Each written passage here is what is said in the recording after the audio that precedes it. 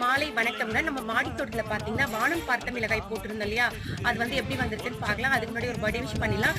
இன்று பிறந்தநாள் கொண்டாடும் சதீஷ் அவர்களுக்கு இனிய பிறந்தநாள் வாழ்த்துக்கள். ஸ்ரீராம் ஜெயராம் ஹாய்ங்க. இப்போ வாங்க நம்ம மிளகாயை பார்க்கலாம். அப்படியே வானம் பார்த்த மிளகாய் பார்த்தீங்கன்னாங்க நிறைய பூக்கள் வச்சிருக்கு.